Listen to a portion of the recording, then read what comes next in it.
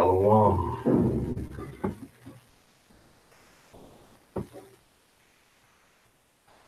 Shalom. I'm here today to represent the God of Abraham, Isaac, and Jacob, the God of Israel, the God of the universe, of creation, the revelation, who sent his only begotten Son, whose name is Mashiach, to be the sacrifice for our sins, to be the atonement as promised in Genesis 3:16. We represent his chosen people, which are the children of Israel, which are those people indigenous to the Americas, and those people that came to the Americas on cargo slave ships. The next new moon is December 6th, and Passover is April 18th. The next new moon is December 6th, and Passover begins on April 18th at sunset. December 6th at sunset until December 7th at sunset when it's dark, and April 18th at dark sunset until April 19th at is Passover. All right, so we on the 5th day, Aliyah of Parashah,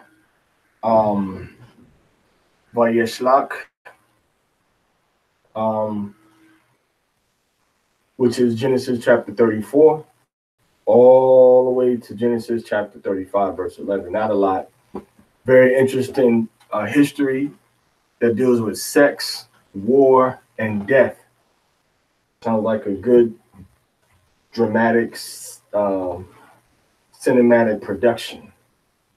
Would make for an excellent movie. But this is unfortunately the real life and experiences of our people. Okay. So remember now, any doctrines that you will hear me teaching, any doctrine you will hear me teach is a doctrine that's based on the Torah. A doctrine that is rooted and based on the commandments, the laws, the standards, the protocols that we see in the book of Genesis, the book of Exodus, the book of Leviticus, the book of Numbers, and the book of Deuteronomy. Okay. So my reader is going to be Amaria Nanai Shaman Ban Parazah. And we're going to begin with chapter 34, verse 1. The cleaning crew, they could take a break. All right, so we're going to begin chapter 1, verse 1. Let's go. Chapter 34, verse 1. Read. Now Dinah, the daughter of Leah, whom she had born to Jacob, went out to look over the land, over the daughters of the land. So Dinah wanted to go and visit the girls of the other place. All right. She wasn't with her mother. She wasn't with her brother. She went out on her own. Right. And this is one of the reasons why we as men should not let our daughters, mothers, aunts, female relatives just venture out into the streets, exploring on their own. What happened is that the way that modern society is set up in the Western part of the world, it gives you an unrealistic sense of safety and security. And that's why you have so many people that get murdered, that get raped, that get abducted and kidnapped because they're not being properly, they're not being careful in this society. Now, when you go into the eastern parts of the world, you don't see women walking around by themselves as much. So this is just a social observation, a social commentary about what we see in the Bible and what was the root cause, all right, of the bad conditions, all right, that allow this Hamite African to exploit the situation with our ancestors. All right, go ahead. Shechem son of Hamor the Hivite, the prince of the region, and he took her, lay with her, and violated her. Now he took her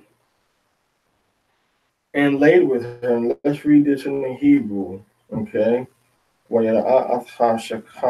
Ban Kamwar Hakawaya Nashia Haratza Wayakwak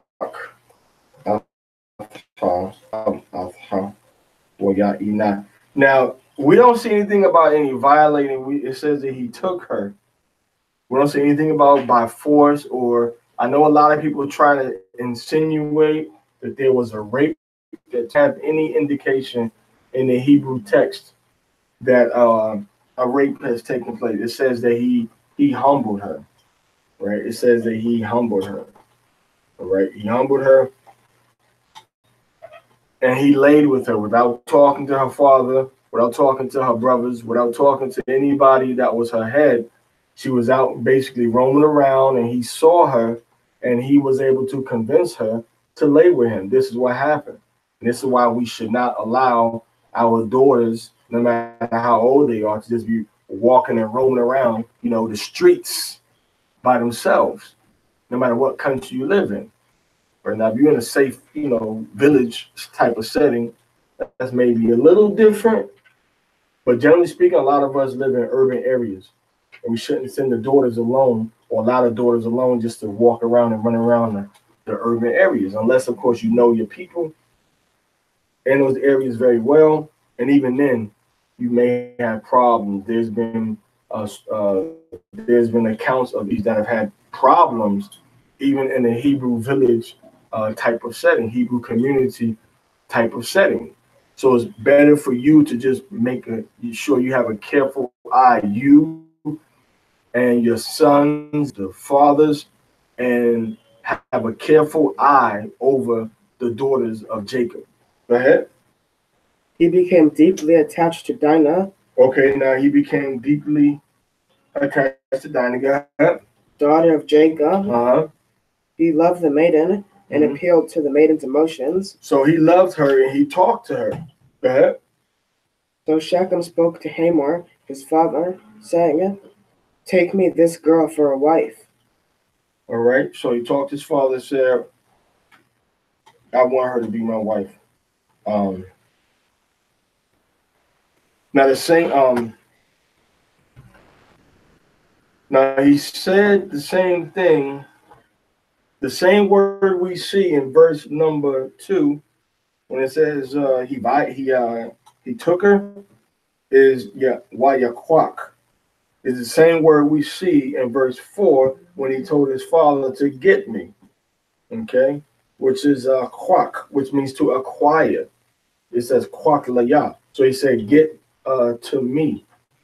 All right, this girl, ha yalada. That's what he said. So he said, "Get this girl for me." So we don't see anything about any rape taking place. We see the word is used that means to take. All right, take a wife, or he took a daughter, or he took a wife from the daughters of so and so. It's a regular Hebrew verb here. We don't see anything about any force, any rape. And it says that he humbled her, which is another standard Hebrew word. Go ahead. That he had defiled his daughter, Dinah. Now, defiled her does mean that he took her virginity. She's no longer pure. All right. She's no longer pure. Now she engaged in physical sexual activities with Shechem, which is a Gentile, which is not a Hebrew man. Even though he's a so-called African, he's not from Shem. He comes from Ham. So this is not one of the daughters or one of the sons of Shem. This is not one of the sons of Abraham. This is not one of the sons of Isaac. This is a Gentile family, which is an ethnic African. All right. Go ahead. While his sons were with his cattle in the field, so Jacob kept silent until their arrival. Hamor, Shechem's father, went out to Jacob to speak to him. Jacob's sons arrived from the field. When they heard, the men were distressed, and they fired deeply with indignation, for he had committed an outrage in Yashar'Allah by lying with the daughter of Jacob. Such a thing may not be done. So he lay with a daughter of Jacob. Okay, he committed this outrage because he laid with one of Jacob's daughters. All right. And the reason why that was a problem was because the Israelites weren't supposed to be laying with the other nations. Especially that she should have been married to a Hebrew man or a Shemitic man. She shouldn't have been laying with a Gentile man. All right, she shouldn't have been laying with a Gentile man. All right, go ahead. Hamor spoke with them, saying, Shechem, my son, longs deeply for your daughter. Mm-hmm. Please give her to him as a wife. So now he said, hey, my son went into your daughter. Can you give my son your daughter so that she can be his wife? So this is something that we see in Exodus 22:16 in our law, which says that if a man lays down with a woman that's a virgin, now he has to go to the father and pay the father for that woman to be his wife. If the father says no, the man still gets the money and the daughter still stays with the father, and the daughter does not have to marry that man. All right, go ahead. And intermarry with us. Give your daughters to us, and take our daughters for yourself. So now Hamor is saying, hey, I want to, let's bring our families together. Go ahead. And call your verse every now and then. Verse 10. Uh-huh. And among us, the land will be before you. Settle and trade in it. So they said we'll be one people, man. We'll all be together. We'll be all one family. We'll marry with each other. All right. And we'll have children with each other's families. And we'll trade together. We'll do business together. Go ahead. And acquire property in it. Uh-huh. Then Shechem said to her father. So now,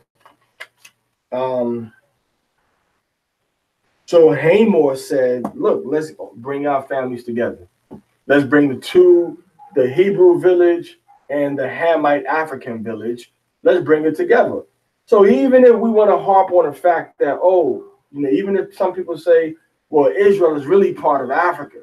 It's really part of it's really part of Northeast Africa. Everybody's heard that, but you've heard that before, right?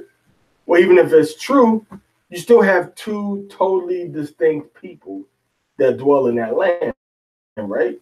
In the sons of Shem and the daughters and the sons of Ham. So the matter is not who dwells in that geography of Africa or who's geographically located in Africa. That's not the issue. The issue is, who is your father? And if your father is a heathen, if your father's not from the 12 tribes of Israel, then we're going to keep you at arm's distance. And if you are Israelite and you don't do Torah, we might keep you at elbow's distance. And if you are Israelite that's walking in Torah, following Hamashiach, then we definitely bring you very close to us. But the problem is that you have hardly no Israelites that's walking in Torah. That's following somebody has something that they pick out in some other doctrine or argument that creates more of a division. And nobody's focusing on the two main points, Yahweh Shai HaMashiach and the Torah. Yahweh told us to love Yahweh and to love our neighbors, we love ourselves, and to keep his commandments. And that's what we need to do. So the problem we see right here is that you have a Hamite African living in Northeast Africa that's trying to bring the Israelites that are living in Northeast Africa together as one people. This is the Gentiles' idea. This is not the Israelite, our father Jacob's idea. Because Lot did the same thing. How did it work out for him? How did it work out for Lot? It didn't work out for Lot. Abraham went and dwelt among the people also. He went into the land of Canaan. How'd that work out? They had different customs than us. He was afraid they were going to try to kill his wife.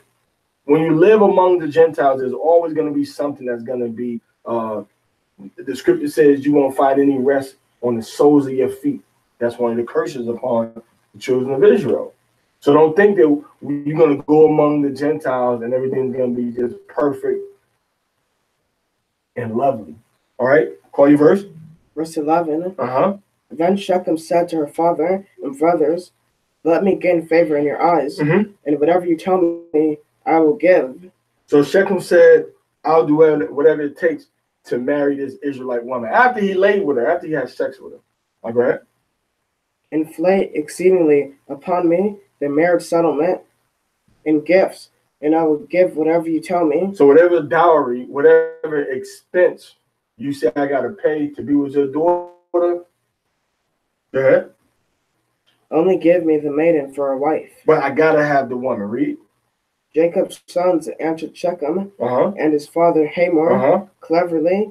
And so they answered him, which means they answered with guile. They answered trickfully. All right? Because remember, who did Jacob learn that from? Who did Jacob learn that from? Well, this is a situation. I got to deal with this. I got to try to trick him. Who did he get that from? From his mother. He got it from his mother. That's how Rebecca was. All right? And who was the first to beguile in the book of Genesis? Who was the first person to beguile, to trick, and who did they trick? What does the book say? Which question is that? Is that which question you answer? You got to speak in complete sentences. The serpent tricked Eve. Okay. So the serpent tricked Eve, and then Eve went to Adam. And Rebecca used her son to beguile or to trick Isaac into getting the blessing. Okay. And now we see Rebecca's grandchildren about to trick the Hamites. All right, read that again. Jacob's sons answered Shechem and his father Hamor cleverly, and they spoke because he had defiled his sister Dinah. So they said, because you have defiled our sister. And then they spoke and gave a response. All right, go ahead. They said to them, we cannot do this thing to give our sister to a man who is uncircumcised. So you're not in covenant. In other words, you're not in covenant with the Most High Power, Yahweh. You're not in covenant with Him. So the Bible here is teaching us the lesson that you cannot give your daughters to men that are not walking in Torah, in Torah. You cannot give your daughter to a Muslim. You cannot give your daughter to a Baptist. You cannot give your daughter to a Pentecostal. You cannot give your daughter to a Hindu. You can't give your daughter to a Catholic. You can't give your daughter to a Buddhist. You can only give your daughter to a man that's walking in Torah, that believes in Yahweh, the God of Abraham, Isaac, and Jacob, and that believes in Yahushua, the Messiah. No problems now.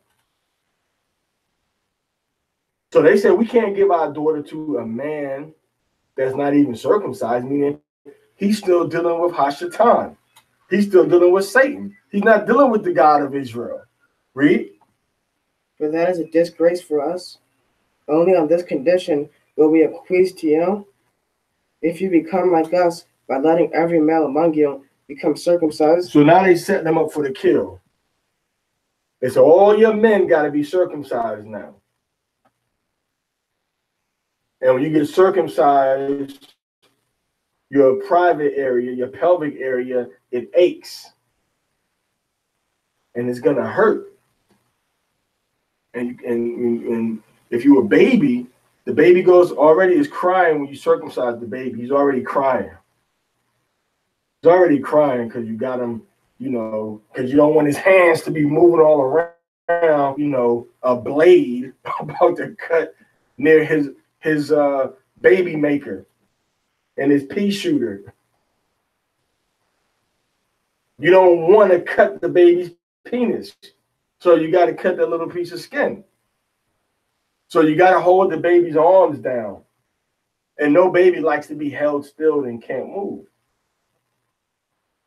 So you may swaddle the upper part of the baby's body with a swaddling cloth. And then once you do that, if you do that, now the baby's hands are, still, but now the baby's arms and legs are moving. So now you got to keep the legs still. So now the baby is crying. And the baby goes from crying to a crying to a silent outburst of pain. The baby goes from to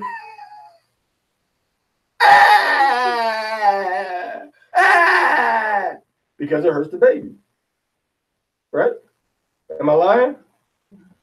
That's what the baby goes through. So now here you have these grown men. And of course, they probably have some sort of local herbal anesthetics, perhaps. And then you had to get the little wooden device to hold the skin back so it wouldn't reattach to the corona. Right? Now, Yahweh has given me the very distinct blessing and honor to perform circumcisions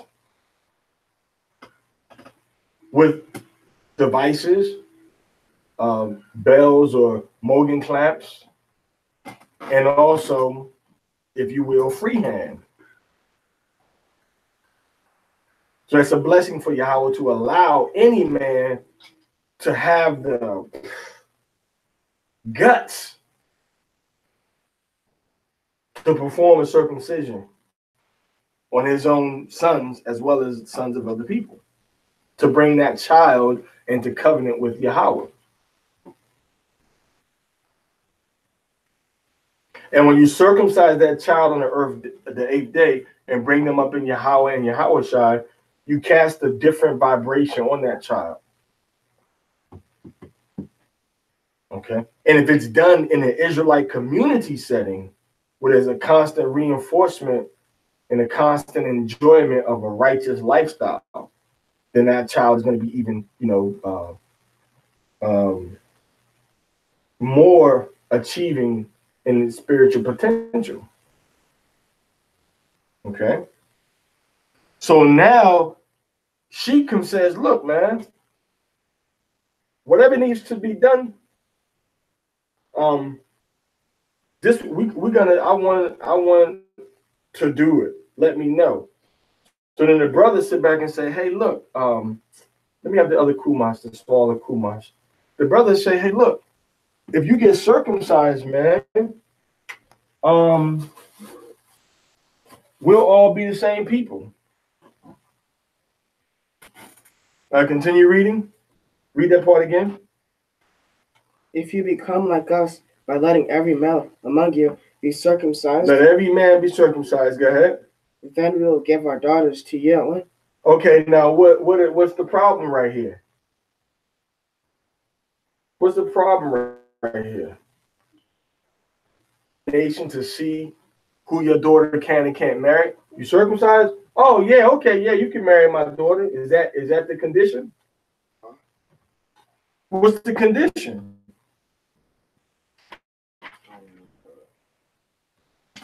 Keeping the laws of Yahweh, of which circumcision is only one. Right? Of which circumcision is only one. All right? Now, these are the sons that's making this conversation. Our father, Yaakov or Jacob, he kind of just sitting back off in the cut, not really saying too much. To the detriment of the situation. Now, Yaakov, Jacob, he's like, you know what? What's done is done. And he actually falls into, as the story develops, we see that the nation develops where Jacob doesn't know nothing that's going on. The Levi and Simeon are about to go to this village and kill, murder, in essence, all the men. Jacob doesn't know anything about it. Now, this is the second time that somebody in Jacob's household that we have recorded has put his life in extreme danger. The first time was when Rachel lied and Rachel stole her father's idol and hid it so her father wouldn't discover it. Okay? So that's the situation we got. Now we have another time where, you know, somebody's lying again. All right? What verse we in? Verse 16. Okay, so come like us, circumcised among you every male. Go ahead. Then we will give our daughters to you and take your daughters to ourselves. Now take, once again, is this word nakwak. Right? Nakwak, which means to take. All right, we would take nakwak. Go ahead. We will dwell with you and become a single people. But if you want So they said we will become. Now, what you have to understand is that this is something that was possible understanding. That these people could become under one banner of people. All the different people coming together. La'ayim achad.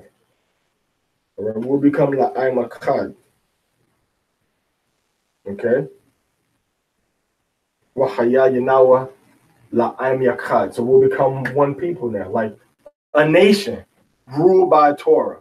Ham and Shem walking hand in hand, living happily ever after. So this was not something that they felt was impossible. This is something that they felt was realistic, was possible. And now, since you've already had sex with our sister, you got to get your people circumcised. But they're not talking to them about what are the requirements that Yahweh requires for them to truly be circumcised. What are the statutes of Jacob? What are the statutes that Abraham and the commandments that Abraham kept? All right, go ahead. Verse 17. Go ahead. But if you will not listen to us to be circumcised, you will take our daughter and go. All right, that's clear. Read. Their proposal seemed good in the view of Hamor. So good did their words seem in the eyes of Hamor. Go ahead. And in the view of Shechem, Hamor's son, the youth did not delay doing the thing, for he wanted Jacob's daughter.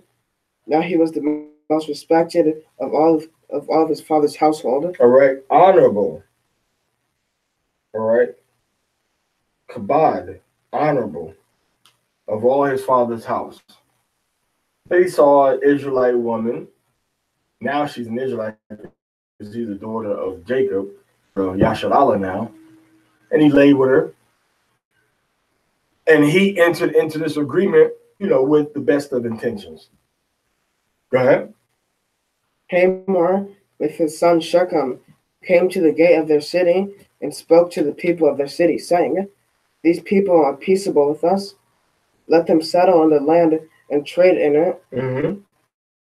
For see, there is ample land for them.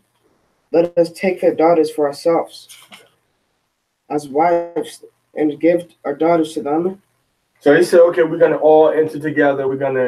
The family's going to intermarry. You see how this is happening?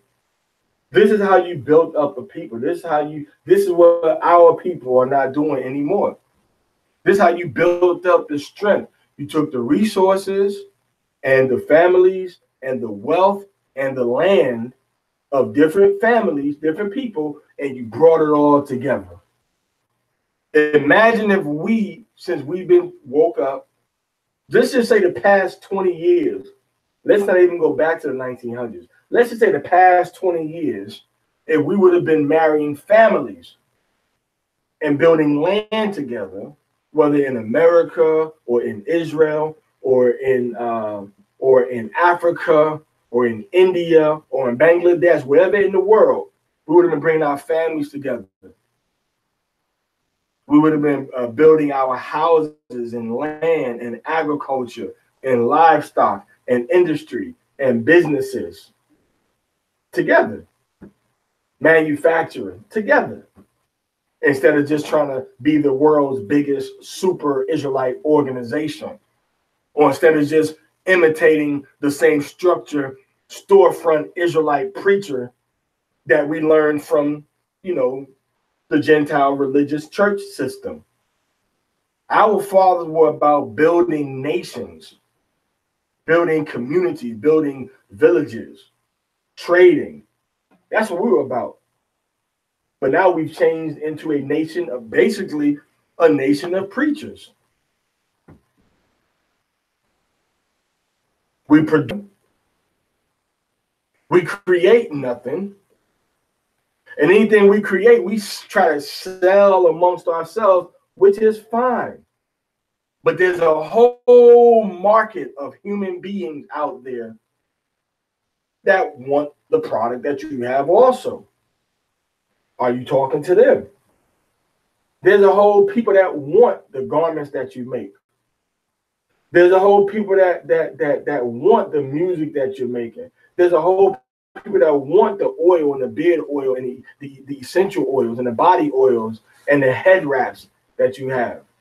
The whole people that want these things. But you're not really looking at that, you see? We have to think as a nation once again, Yasharallah, especially in these last days we're living in now. And I told you all about a year ago that we had major moves that we were about to make as a people, as a nation. And some of y'all got on board with it and got the inside scoop. Some of you don't. Some of you been communicating with me and know what's going on and you are a part of it. Some of you aren't. Right? Now, everything that's going on haven't been, we putting a bunch of posts on Facebook and this what we doing, this who we communicating with, and this is what's going on, and this is the progress that we making. Haven't done that. Maybe we will, maybe we won't. But the point is that here we see that the mindset, the ancient mindset in the East was, let's build together. You go out and find you a woman. Hey, this is my woman. You take her back home. You working. You might have another wife. Y'all working. Y'all paying the bills, and y'all just having fun, going out and enjoying life. That's it. That's it. That's it. I remember when I first America, after living for a little while in Central America, I wanted to buy a it was a 4-unit four-unit row houses, 3 floor, well, upstairs, downstairs, and finished basements. Upstairs, downstairs for finished basement. That didn't work out. Then I ended up buying a 3-unit building that all y'all are supposed to try to do something with together. That didn't work out. And before that, I bought land and I bought property in a house with 2 wells on it in Alabama with the hope that other brothers and sisters were going to try to do something and work together with me. That didn't work out.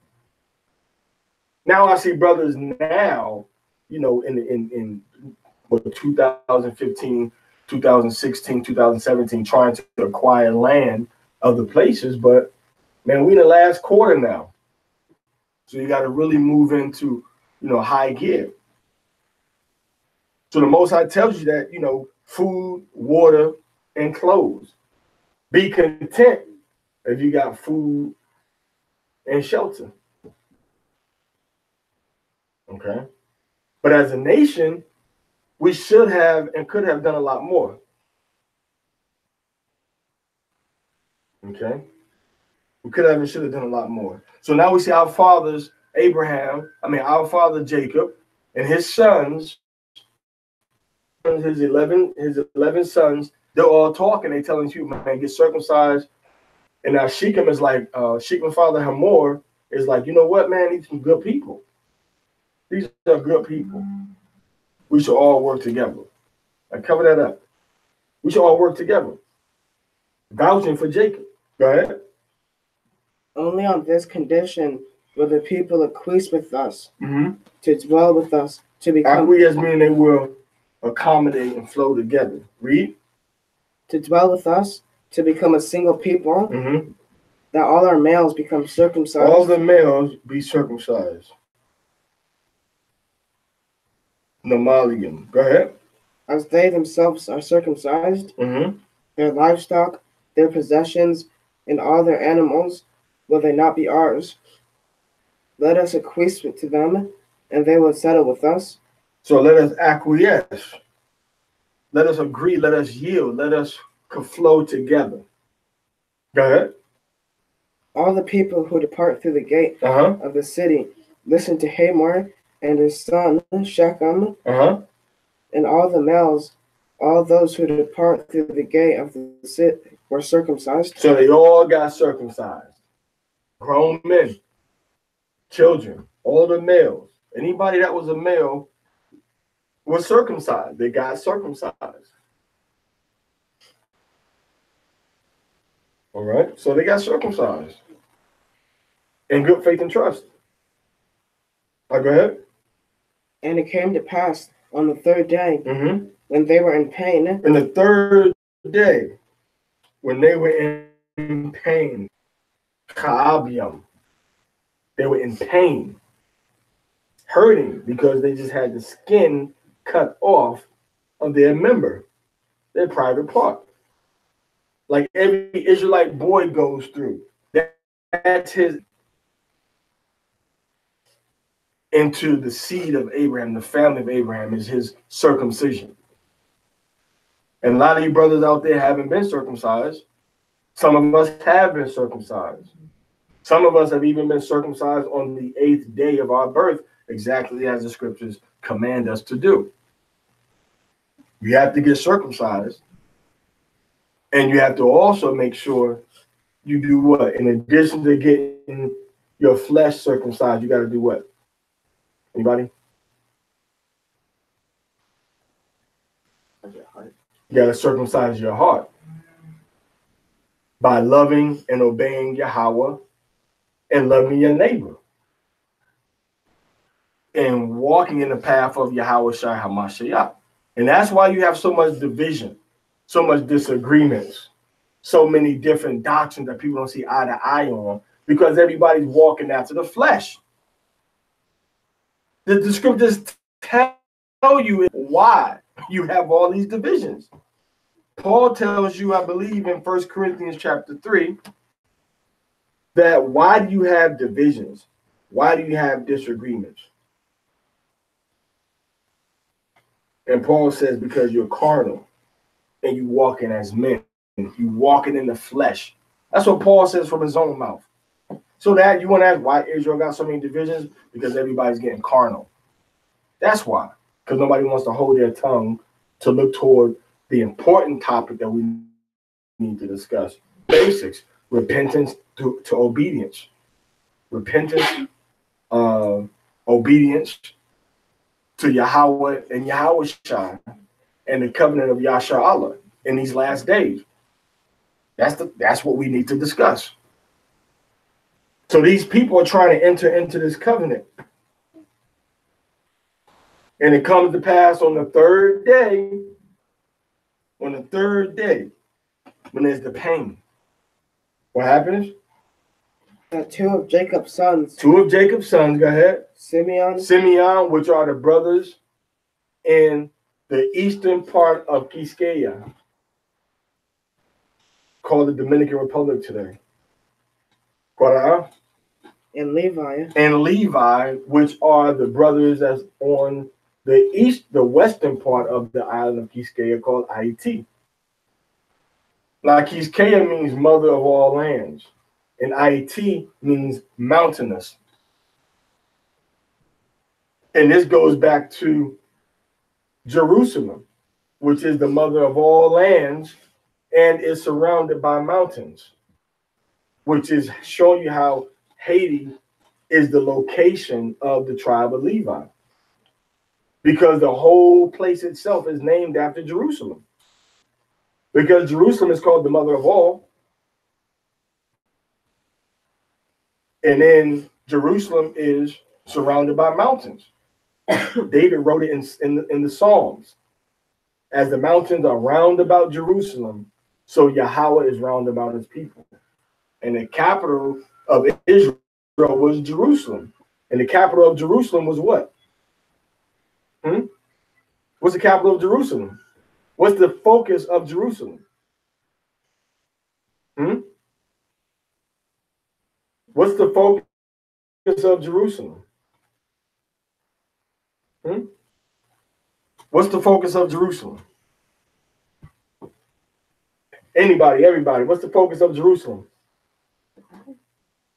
Anybody, everybody, what's the focus of Jerusalem? The temple.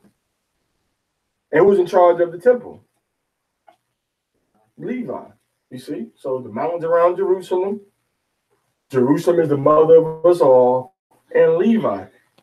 That's how the islands, like with Haiti, that's how they got their name. It's a spiritual vibration that Yahweh put on there by working on the minds of men to say, name this place this. And you name it this. And Haiti is very what? Mountainous. That's why they call it Haiti. Because Haiti is an indigenous word, is a native word that means mountain, mountainous. That's what the name of the place means. And Jacob said, oh, my soul, into their secret. He's talking about 49. He's talking about the secret agreements that they made with death to conspire to bring death to people by affecting and manipulating a person's spirit and a person's vulnerability, which is exactly what they do when they engage in making sacrifices unto demons and unto spirits in what they call voodoo, or in what they call las 21 divisiones in the Dominican Republic, 21, right, which is a form of Santeria. It's the exact same thing as voodoo that they do in Haiti, but it goes under a different name. Okay? And some of them even deal with Olodumare, which is a false god coming from West Africa. Some of them even deal with Dambala, which is a false god on the top of the demonic hierarchy coming out of Dahomey in West Africa. And both of the brothers on both parts of the island, Dominican Republic and Haiti, both are dealing with these demons and evil spirits. And both of them also made agreements with each other and then violated the agreements and murdered each other in warfare, just like they did in the ancient world with the African Hamite inhabitants of Shechem or of Shechem. You see? So this is the legacy, the evil, wicked legacy that they established way back then, and it continued on into modern times, especially under Trujillo, over in Dominican Republic, Trujillo, Trujillo, Trujollollo,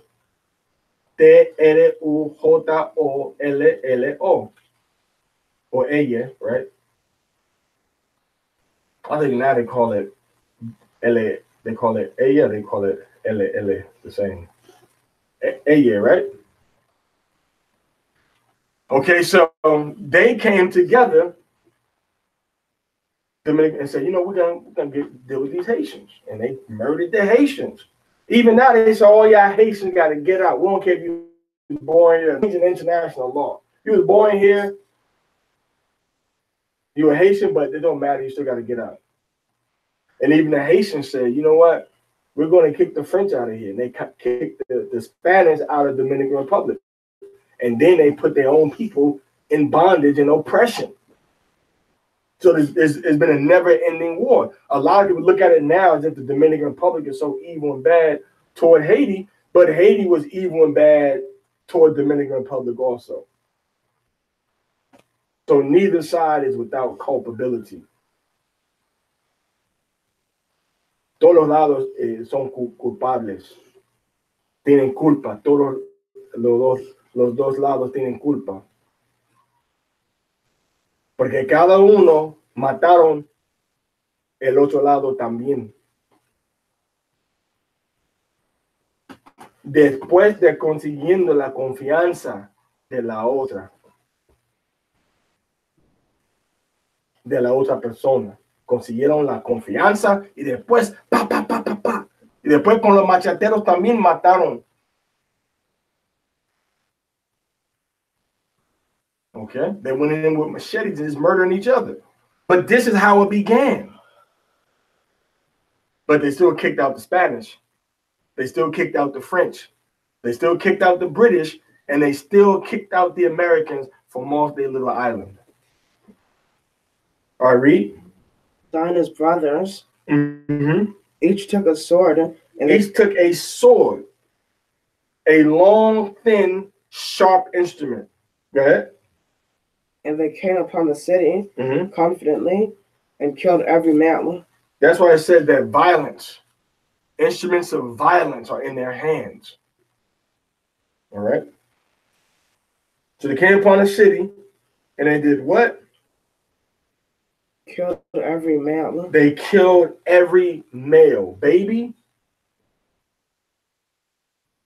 and a dog got killed. Read. And Tamar and Shechem, his son, they killed at the point of the sword, and they took Dinah from Shechem's house and left. Now listen, this is why you have to tune in to these weekly Torah broadcasts that we do. Because we're not going to sit on a Sabbath and go through every little detail. So you got to catch it during the week, and in the Sabbath, you'll get like an abbreviated midrash about it with every few verses.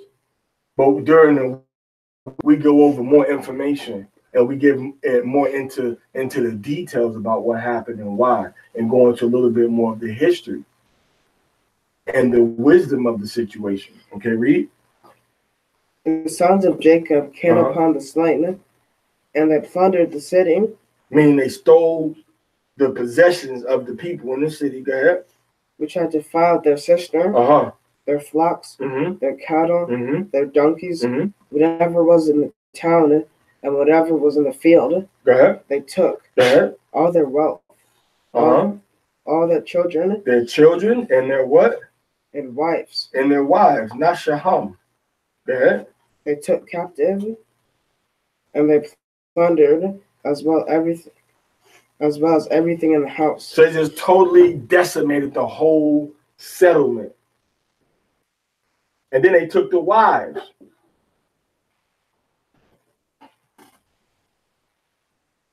Now, when they took the wives, what do you think they did with the women? They had children with them. They laid with the ladies.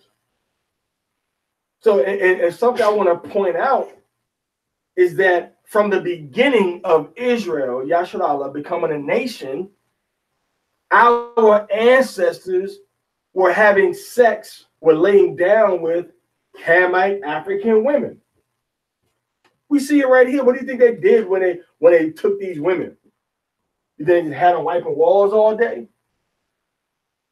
People forget about this part of the history. Some of them they might have sold as captives of war to other people. Some of them they had children with. Some of them probably became wives, a higher level wife. Some of them became a secondary wife, like a concubine, so to speak.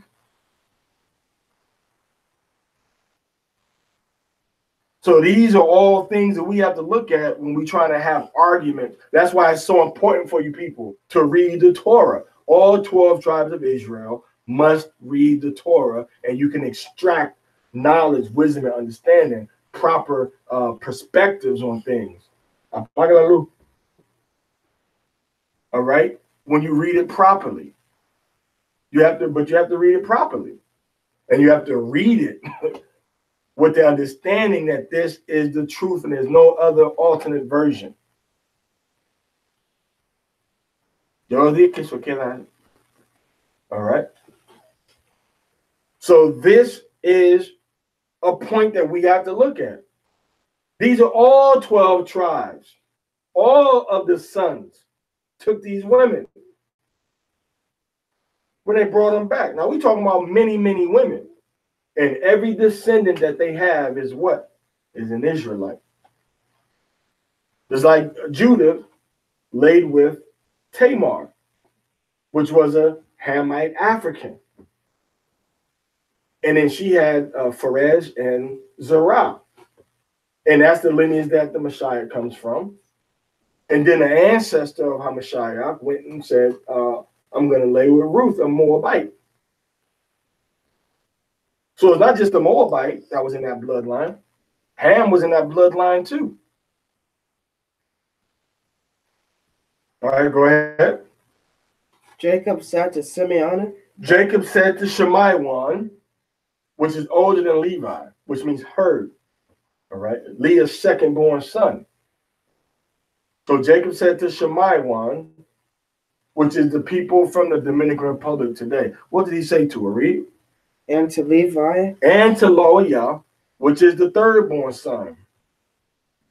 The third-born son of Leah from Yaquab, which is the father of the Haitians today.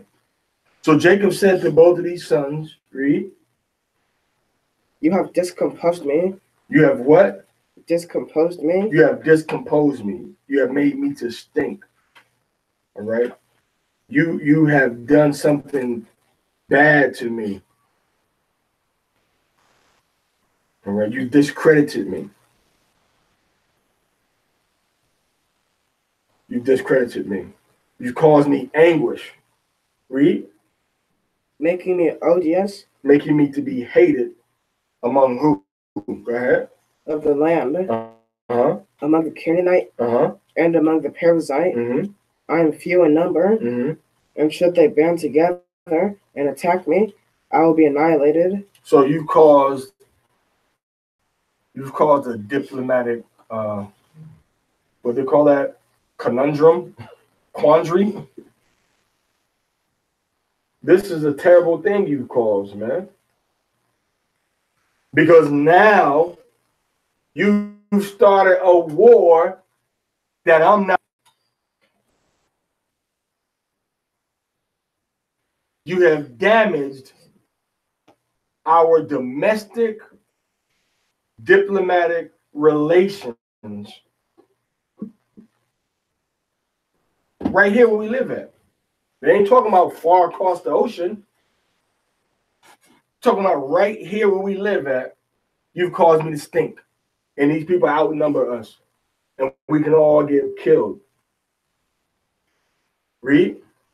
I and my household. And they said, I can get killed and murdered, and you put everybody's life in danger. Read. And they said, should he treat our sister like a harlot? He said, a harlot, Ya'isha, he makes Ath Akwatanawa. All right. Kazawana. As a harlot, can he make our sister? Can he make our sister as a harlot? Zana. which is essentially what happened. Because now, when they say no, she becomes a nah. And he's saying, you dealt with my sister as if she was a zana. You just took her and laid with her. And now we tell you no, the daughter becomes a zana. Zana is a woman. Or in the English, it says, well, whore, right? Does it say harlot? Harlot or whore or zana is a woman that lays down with a man, and that man does not become her husband. Doesn't matter if she does it 1 time, 2 times, or 1,000 times. Doesn't matter if she does it for free or for money. If it's a result of rape, it doesn't matter. Anytime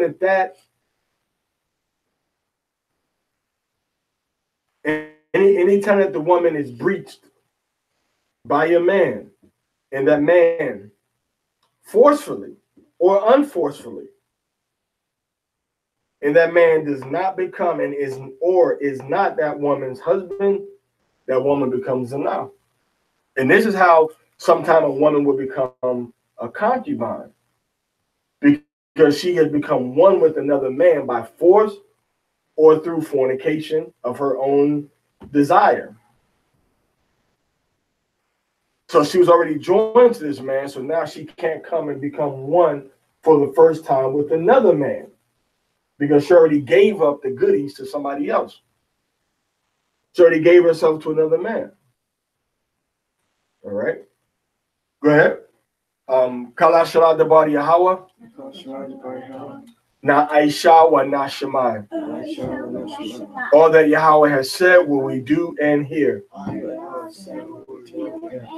So every time we read the Torah, we enter back into covenant, telling ourselves that the examples and the commandments that we see, that we're going to do them and we're going to hear them. And when you do that, you understand how serious it is about this law, this Torah that we're reading. Ain't no arguments about it. Ain't no arguments about it. All right. Now, chapter 35, we're going to go verse 11. Go ahead. You want to take a break? You want another reader? Are you cool or what? Aliyah said to Jacob. Aliyah said to Jacob, Arise. Arise. Kwam. Kwam ya aikwam. Kwam ya shara. Go up to Bethel. Ilha bayat Allah. Go ahead. And dwell there. Washab Shema. Go ahead. And make an altar there to Aliyah. Waisha Sham Mazdabak la Allah. Go ahead. Who appeared to you when you fled from Esau, your brother. So go make an altar when you ran from Esau.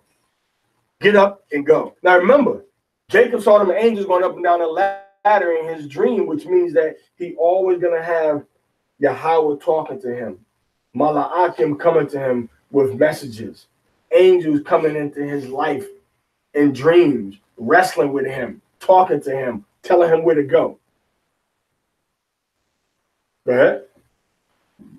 So the seed of the prophethood was planted in Jacob. That's why all the prophets came from Jacob. That's in our book. And all the prophets came talking about the commandments and the laws of the Most High Yahweh.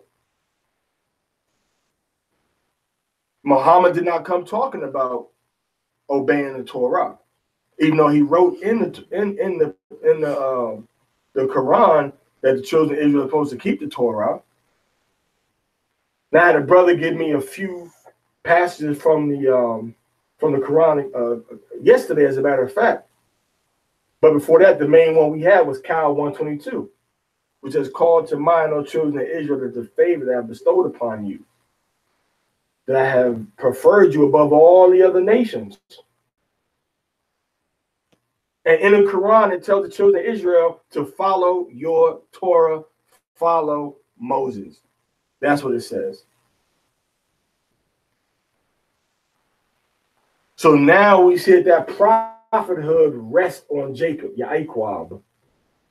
Now Yaquab with Jacob, he's going back and forth between spiritual understanding and carnal understanding, dealing in both worlds.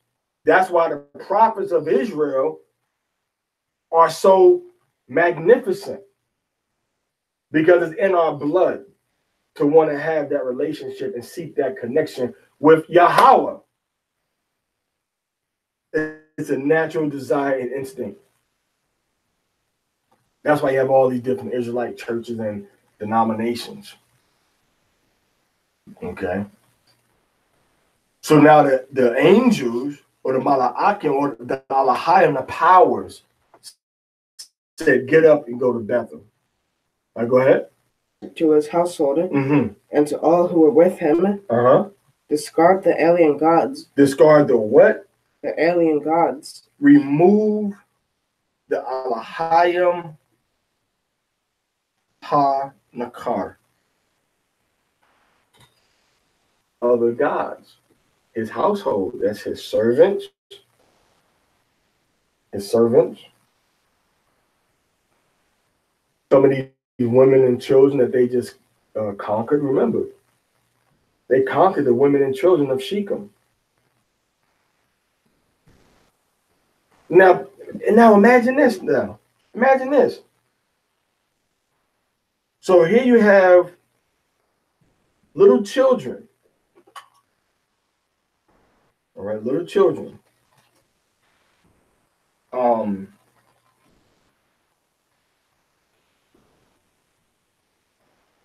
the women dwelling among into the mixed multitude. But here we're dealing primarily with the females. Primarily with the females we're dealing with. All right. So what did he say? I'll read that part again. They discard. He said, remove all of these false gods that you're dealing with. Read. Discard the alien gods that are in your midst. Cleanse yourself. Wahatamarwa. Make yourself tahar. Wash, bathe. Don't do. Now this is, when do we see this happening? When do we see this happening with Moses? When we were about to enter into covenant with the Most High. From Exodus chapter 18, 19, we entered into covenant. And then we saw Exodus 20, what? We saw the mountain on fire with the thunder and the lightning and the voice coming out of the fourth dimension into the third dimension. And Yahweh was there in the mountain. And he said, come not near your wives. Purify yourselves. Cleanse yourselves. Read. And change your clothes. Same thing that Moses said, right? Moses said, change your clothes. When we came into that covenant. Let me, because y'all looking at me like, yeah, right. Let's go into real quick. They don't believe him, are you?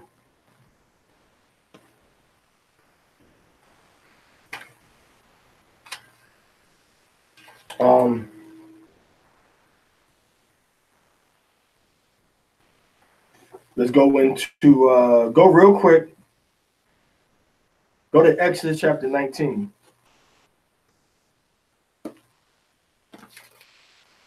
Exodus chapter 19.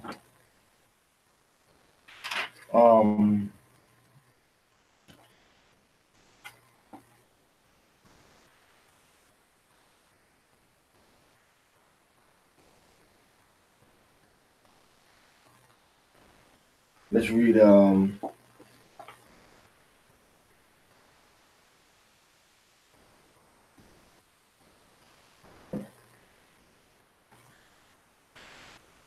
Exodus 19, verse 10. Read that.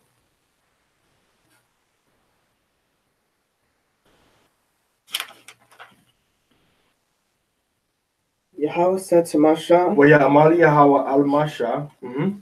go to the people. Lak av ha'aim. Go ahead. and sanctify them. Wakodashtam. Now, kodashtam is more of a spiritual cleansing that involves being tahar and kodash. Those are spiritual and a physical cleansing. Now, with tahar is just a ceremonial cleansing. In other words, when a woman, period, or after a man lays with his wife, or a woman comes off her period, she goes in and she showers on the seventh day, right before the seventh day is over. And then when she what? Tahar. But does she become Kodash? No. She doesn't become Kodash. We're dealing with a psychological and a physical cleansing with the tahar when you wash up after you become unclean. But with this mandate, wakodashtam, and sanctify them, is a spiritual process as well as the physical process of your heart and your mind being renewed and being cleansed and being prepared. So it's two different things going on when we go into Exodus. When we look at what Jacob did in verse and now, he's only doing one thing, which is making the people ceremonially fit and clean. It's not a spiritual thing that's going on. All right, so finish reading Exodus 19 and 10. Today and tomorrow, and they shall wash their clothing. Wash their clothing. See that? So this is a cleansing process, and then you wash your clothes. So what we see Jacob doing, that was continued on throughout the generation. Okay, when we're about to enter into this, and then wash your clothes. Meaning what? Put on new clothes and cleanse your body.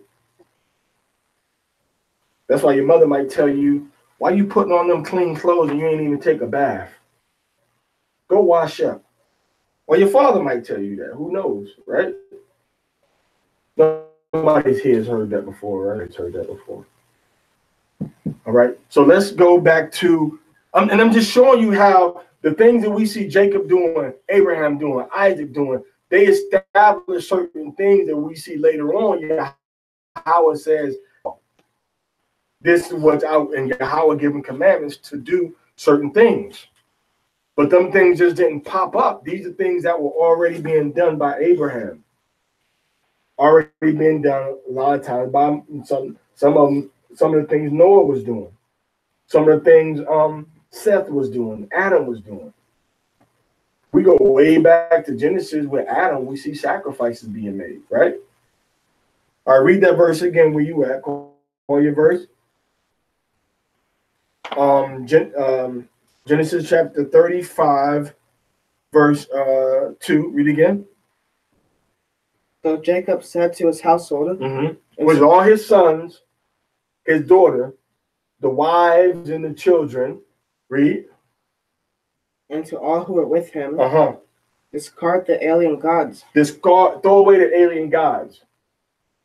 A lot of us got idols in our hearts. Our job, our spouse, somebody in our family, our own desires, our tattoos, our clothes, our baby, our pretty boy Floyd, old man, young man's face. All right? Bald head. When you put these things before the Most High, though, you make these things your power. Why? Because you yield unto them, as opposed to yielding unto the Most High, Yahweh. Now, that's something you learn even in a Gentile church system. I learned that. Anything you put before the Most High, you make that thing a God before the Most High. Don't mean you bowing at you. It means, you know what? Yahweh said don't work on the Sabbath, but I need money. So I'm going to make Mammon my God. I need the money. I don't want to. So money is more important than Yahweh. So here's Yahweh. Here's Yahweh. And here's the money. When it's supposed to be, Here's the money, and here's Yahweh. Yahweh and make the money? Yes. Okay, so I'll do it. Now, can I serve Yahweh and make the money? No. So the money got to go, and I'll keep Yahweh. But a lot of people say, well, here's the Most High, and here's the money. Can I serve the Most High? Can I make the money and serve Yahweh? Yes. Okay, Yahweh can stay. Now, can I make this money and serve Yahweh and obey him? No. Well, Yahweh got to go because I got to make this money. You see that? Yahweh got to go because I got to experience this pleasure. Yahweh got to go because hair on my face. Yahweh got to go because I like being bald headed because I'm going thin, or my hair got bald spots now. So I like to break the commandment and put Yahweh's commandment to the side. You see? I don't like to wear tunics. I like to tuck in my shirt for my groin to be exposed. I'm gonna put that Hebrew biblical Yahweh culture out the way because I like to do this way. You see? So Jacob is telling us, put away the gods, man. All these other powers that you put before Yahweh, get rid of them, throw them away. All these different observations and celebrations that's disrespectful to the God of the universe, Yahweh, stop doing them. All right? Can we get a scroll request? All right, so he says, put away these strange gods. Stop worshiping and dealing with other gods. That's what he says. He says, don't deal with any other gods. Now, a lot of us were raised in church. God of Israel, the God of the Bible. That's what we grew up on. We know about it. And we respect and we honor the God of the Bible, and we respect and we honor what we learned and know about Christ. And we know that his real name now is not Jesus Christ because that's not a Hebrew name. And we know that's like him saying, oh, glad to meet you. I just come off of the plane. We're going to do a good business. Okay? We're going to do a good business. I will just come to America. We're going to do a good business with you. It's a very good business. Okay? So we sit down and we make the plan. We make the plan. We fill out the paperwork, and I give you $1 million US to start the business. What is your name? Okay, what is your name? Amaria. Okay, your name is Amaria. Okay. My name is Joe Smith. My name is Joe Smith.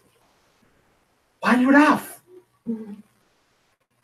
Why you laugh? My name is Joe Smith. My name is Joe Smith. No young fowl. No Hopsu. No Yipman. Joe Smith. It's my name. It's ridiculous, right? Ain't no Chinese dude gonna come in and talk about his name, Joe Yang. His name is Joe Smith. Yeah, what's up, man? Are y'all doing all right? Everybody good? All right, glad to see y'all. My name is Chinsu. Ain't no black dude gonna come talk about his name is Chinsu. Right?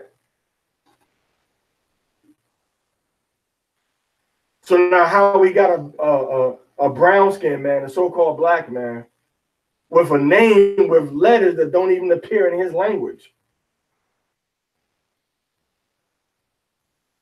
How you have a black man that's a Hebrew with a name that don't even appear in Russian, don't even appear in Greek, that don't even appear in Latin,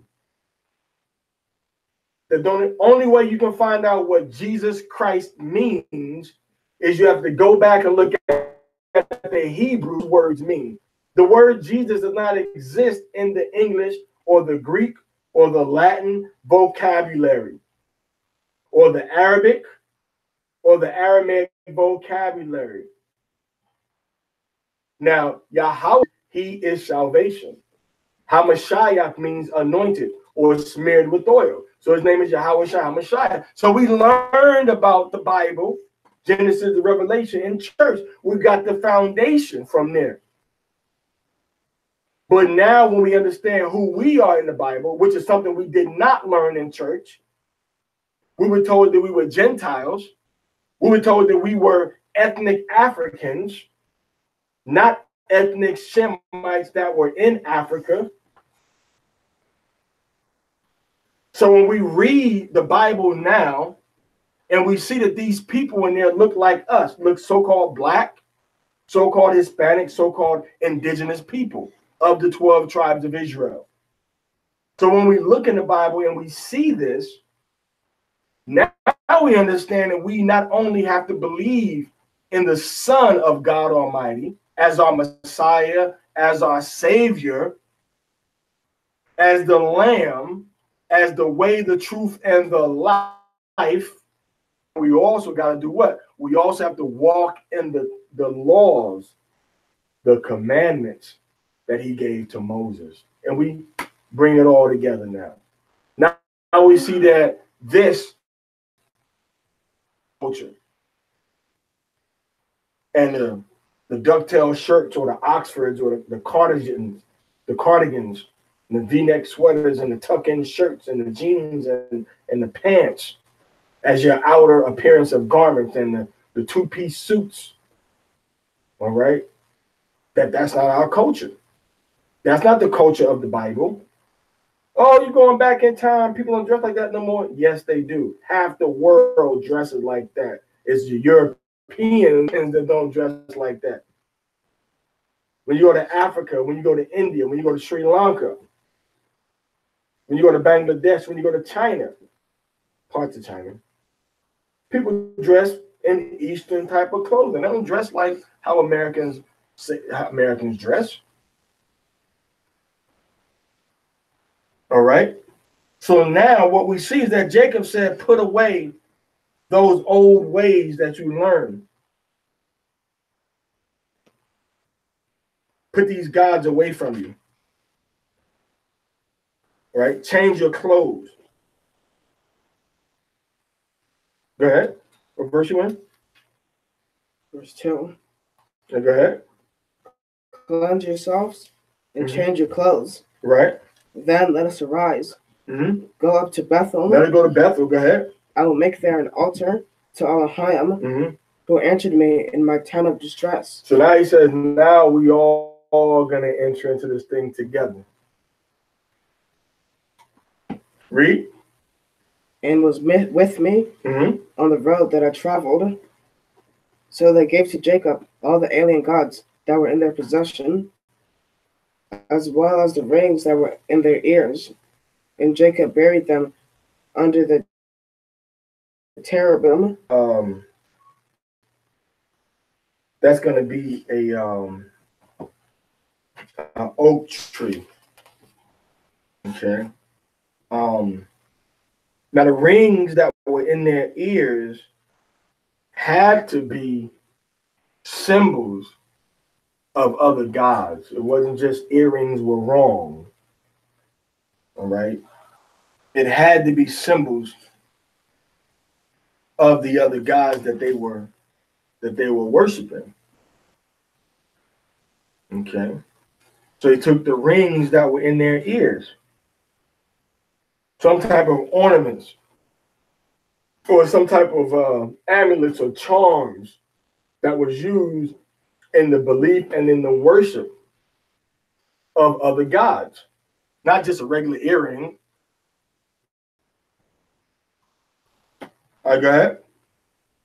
They set out, and there fell a godly terror on the cities which were around them. So now, once Jacob said, you know what, we got to go to a high level of spirituality to deal with this issue. we're going to make this covenant with the Most High, this altar, and we're going to sacrifice, and you're going to give up all your gods. Read.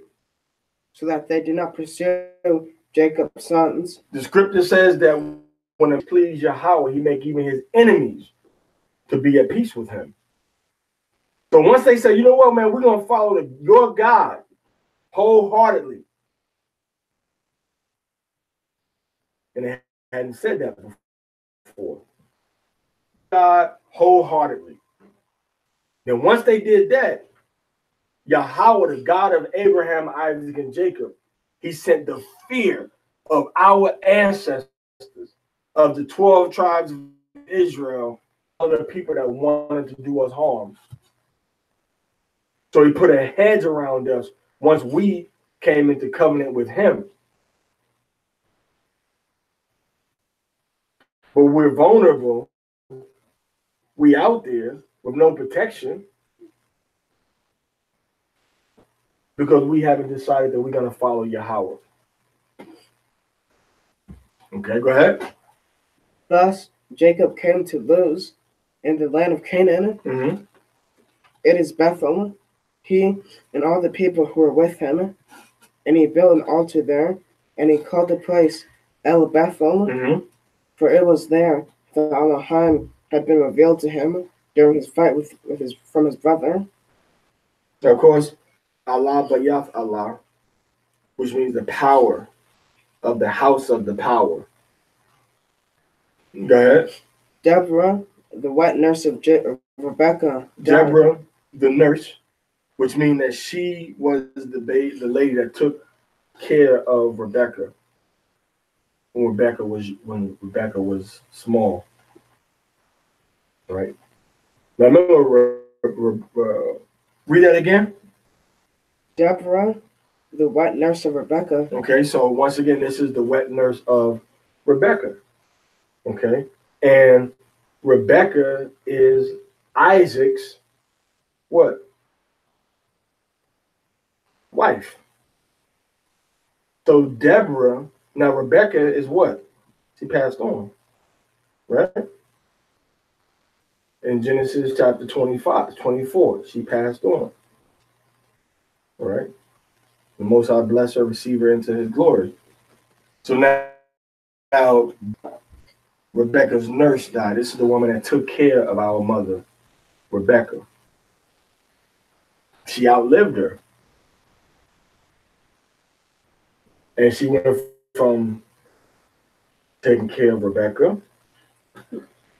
Rebecca passed on, and she stayed with Isaac. All right, she stayed with Isaac.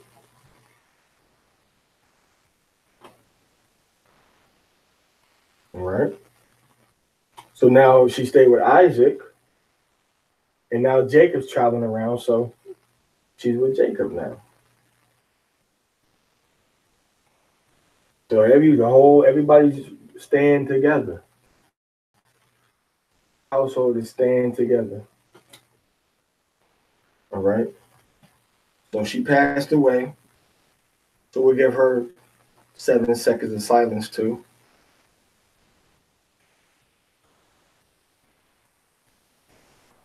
Okay.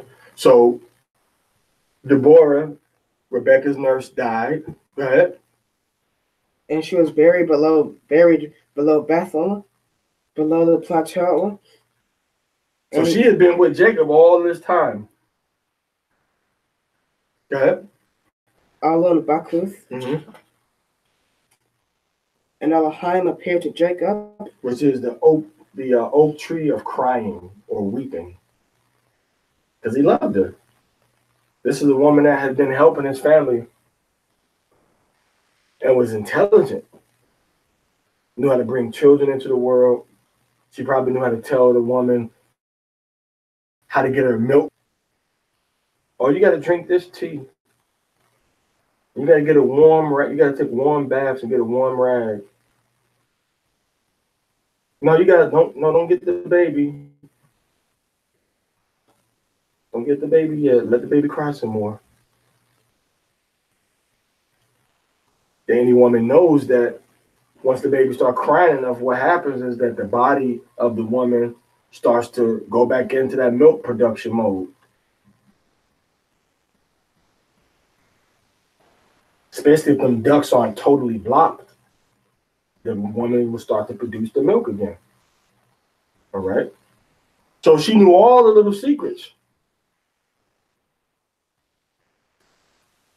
She might have been the one that told Rachel, well, baby, you know, it ain't none of my business, but Reuben just found some mandrakes. You know, Reuben just found some mandrakes, and you know, them mandrakes sure been known to bring some babies into this world. She might be willing to give you some if you let her spend a little bit of time with Jacob tonight. So she might have told him something like that. Okay. So not only did Jacob have these angels and the Most High, he had this older, experienced wisdom. This is the woman that used to take care of his grandmother.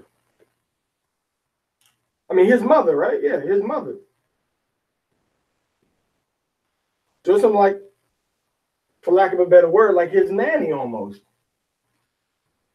But you know, she was kind of like running the show probably. Because she had raised one of, you know, the Hebrews. And then she came with Rebecca and all the other servants back to where Isaac was. And then she left with Isaac. Right, then she left with Jacob to go up to Padan Aram, and back down with him. So she's just sitting back watching him. In the background, you don't hear much about her, but she was definitely instrumental in the household. So a lot of times, just because you don't read about the women, that's because they weren't the central characters at this point in history.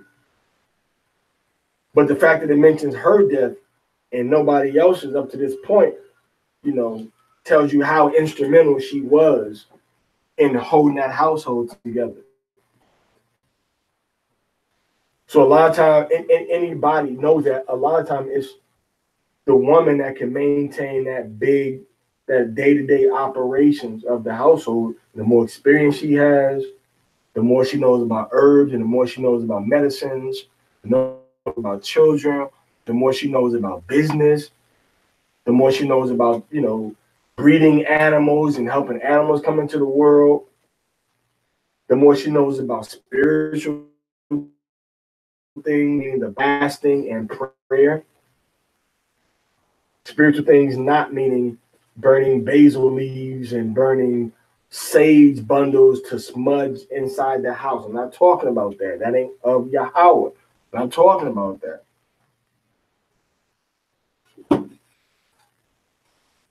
Okay.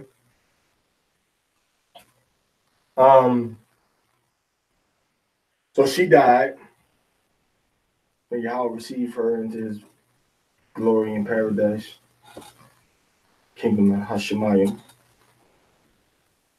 So Deborah, Rebecca's nurse, died, and they buried her, right? And they called the name of the place where she was buried at Alonzi. They called it Alwan Bakwath. Okay.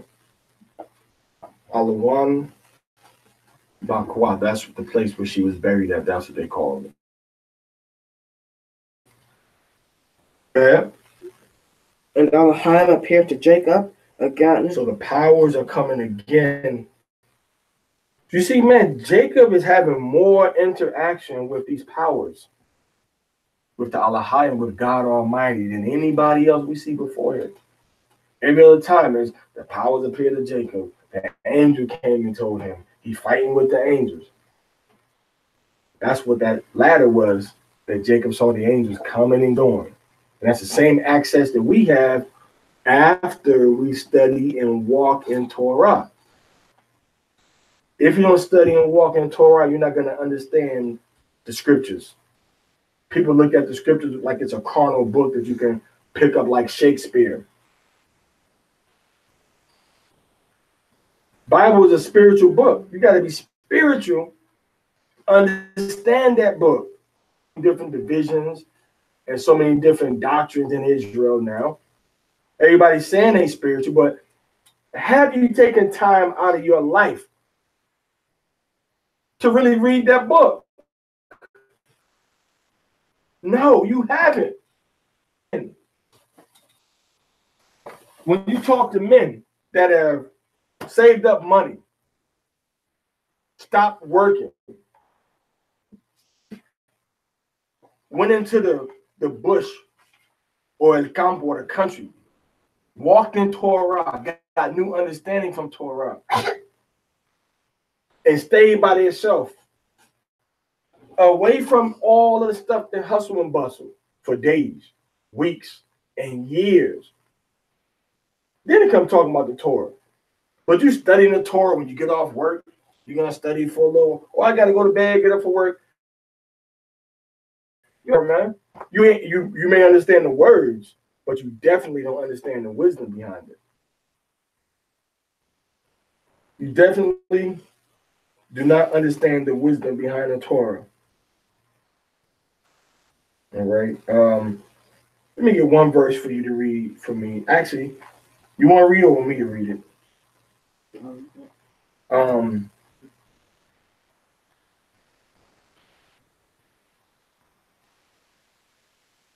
This is Leviticus in the Apocrypha, chapter 38, verses 24 and 25. See it? All right, read. The wisdom of Ha! So the Bible says the wisdom of who? Of a learned man. Of a learned man. Learn. Aliyah, student. Learn. Aliyah, a student. Lamad, which means also student, and it means to teach. So learn is a two-way street. Everything you learn, you're supposed to be able to share and to teach with somebody else. That's the purpose of you learning it. Each one teach one, each one reach one. I know as 13X coined that phrase, I believe, but it applies. 13X, the founder of the nation of gods and earth, also known as the 5% nation of gods and earth, also known as the 5%. He coined that phrase, I believe. Each one teach one. But it still applies. Okay. You learn it and you share it. And most importantly, you do what? You live it. You do it. In Ecclesiastes chapter 38, verse what? 23? 24. Verse 24, it says what? Read again. The wisdom of a learned man. The wisdom of a man that has learned. So you learn first. You learn the Torah first, and then you start to get the wisdom. Somebody say, man, you adding to that. Okay, well, why they got to say that, Amari? Why can't they just, because they don't study the book, so they stuff up, right? We're just making it up. All right. I want you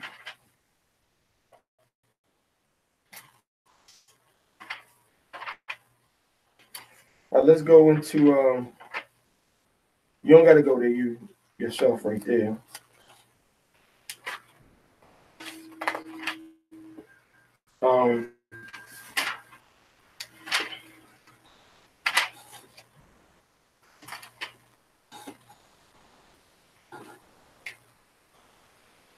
Let me get another reader. Make it Deuteronomy 4 and 6. Deuteronomy 4, verse 5 and 6. I read that loud. Behold, I have taught you statutes and ordinances. Behold, I have taught you statutes and ordinances. Read a little louder. Even as Yahweh my Elohim commanded me. So Yahweh gave us statutes and ordinances talking about the laws and the commandments. Read. So in the midst of the land whither that you shall do so in the land. Go ahead. Whither you go in to possess it. So you shall keep these commandments in the land. Read. Observe therefore and do them. So protect, which means to observe in Hebrew, shamar. And do these laws. Read. For this is your wisdom and your. This is your what? Your wisdom. This is your wisdom. Go ahead. And your understanding. And your understanding. So this is your wisdom. The law is your first level of wisdom and understanding. Read. In the sight of the peoples. In the sight of the peoples. Go ahead.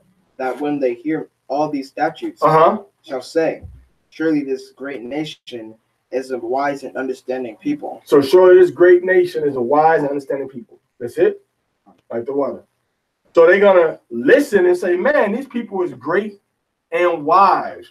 And that again is coming from Devarim chapter 4, verses 5 and 6.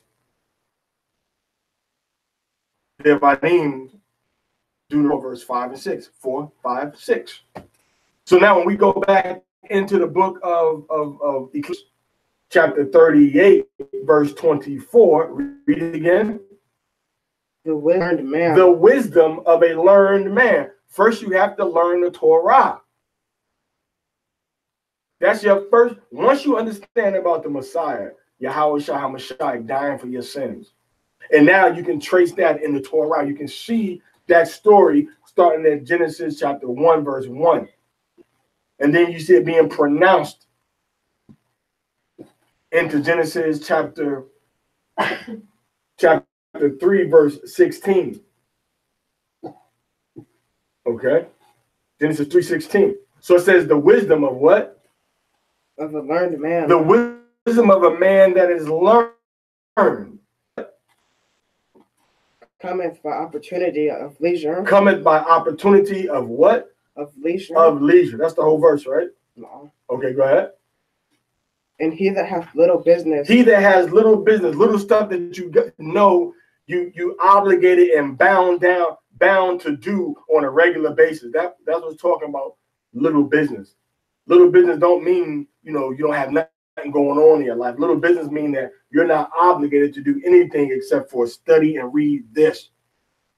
He that has little business shall what? Shall become wise. Shall become wise. So how are you brothers thinking you don't have the income without working all these jobs for all these different hours, and you're really thinking that you advancing in knowledge and wisdom of the Bible, when the Bible tells you you're not going to get wisdom unless you work less and got less business going on. That means that you have to learn how to let money work for you, have money coming in, money working for you, and you working for the Most High. And there's different levels of doing that. You could buy real estate and you could sell the house. You could buy a car at the auction and you could sell that car. You see, you can go and work 60 hours a week, 12 hours for 5 days. You could do it like that. So there's different ways to go about this thing, you see. There's different ways to do it. But the Bible is telling you that you're not going to unless you have leisure time. Yahweh was in the desert 40 days. Look at all his disciples. They walking around. They travel with their trade. All right, let's go back into Bereshit Parashah. Okay. You know a verse you want to and your chapter and your verse? Genesis chapter 35, verse 9. And Elohim appeared to Jacob again when he came from Padan Aram, and he blessed him. Then Elohim said to him, your name is Jacob. Your name shall not always be called Jacob, but Yasha'Allah shall be your name. Thus he called his name Yasha'Allah. So he called his name Yasha'Allah. He is a prince of power. But the deep level of that just by reading line upon line, precept upon precept. The scripture says it's got to be given to you after you read and study. It's given to you. And it ain't given to you unless you have the time and the leisure to be, free and not be occupied in your mind to go and serve something every day. And that's why we got all these different doctrines, because people are part-time teachers, part-time students, all right, part-time researchers. Not saying you can't go forward that way, but not to the level where you think you bring forth some type of revelation and blueprint nation, and you haven't even sold out fully to the Most High. You haven't even taken off of work for 2 weeks to study this word and dig into it. So if you think you're doing good now, imagine once you take off of work for a couple of weeks and you really dig into it. I got yourself a little business going on. You might have to get a smaller house. You might have to live on a smaller income.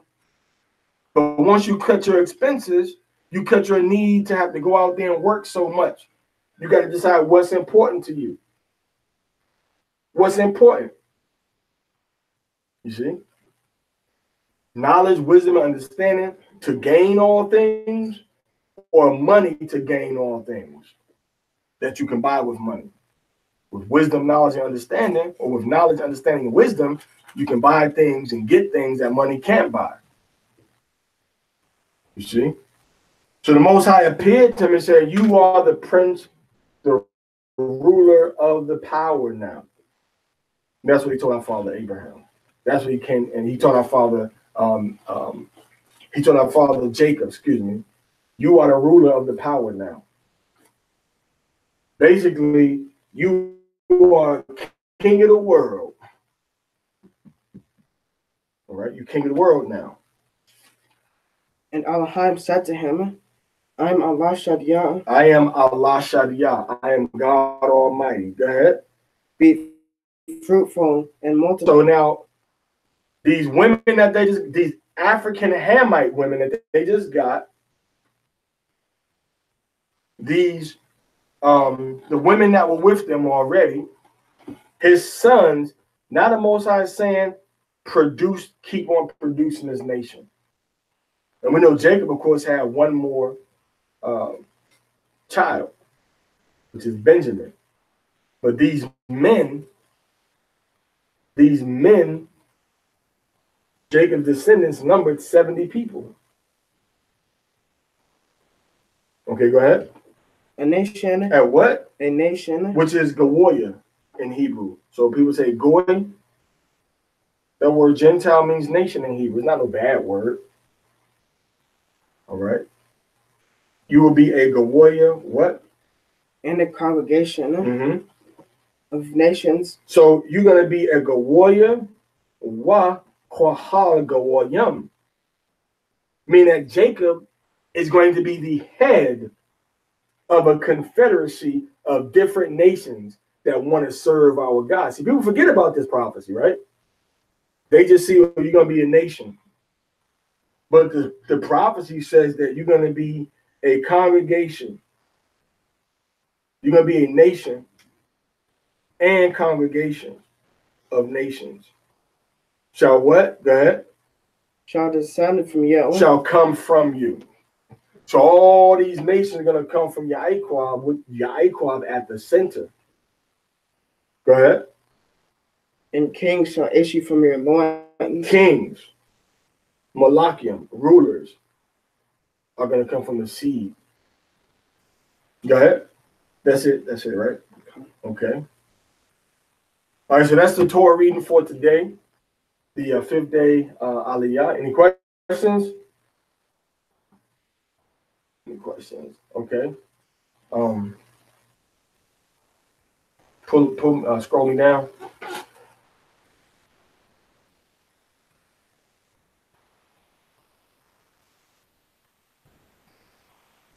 Okay. All right. All right. All right, so that's about it. ladies and gentle germs. All right.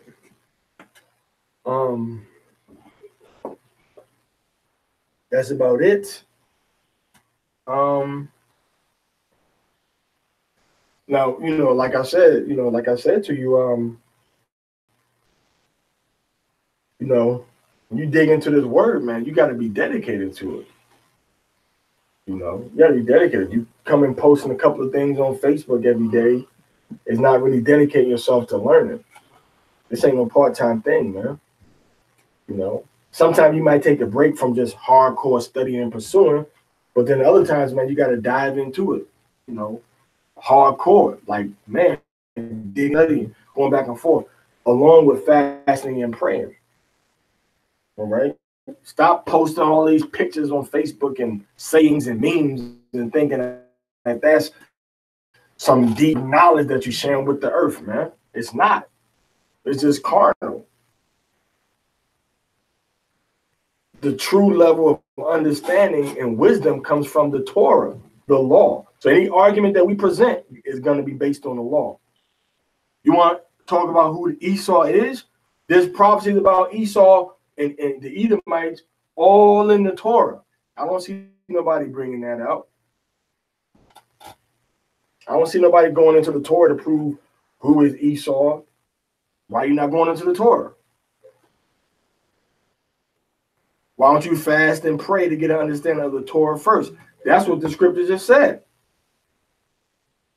The scripture we just read in Ecclesiasticus and the scripture we just read in Deuteronomy chapter 4 says that the wisdom and the knowledge come from the Torah first. And then the Most High will let you understand the wisdom, which is his counsel. Because wisdom is the counsel of the Most High. All right, so that's it for now. The next new moon. The next new moon is going to be December 6th. Now, December 6th to December 7th is a holy day. And a lot of you brothers over in India now, I think that the Hindus, they hold the new moon as a superstitious day. You're not supposed to really go outside or do too much stuff. And it's a day that evil spirits come out. But the new moon is a day to celebrate, a day to be with your people and cook and have a feast and pray and thank the Most High Yahweh that we have another month that he gave us. And you can't work on the new moon, and you have to keep yourself clean on the new moon. So you can't have any relations with your wife on the new moon from December 6th until now. After the new moon, we have the Passover coming up, which is on April 18th. But again, you have to understand how we're supposed to be keeping the new moon and how it's a holy day. And it starts on April 6th. From April 6th, okay?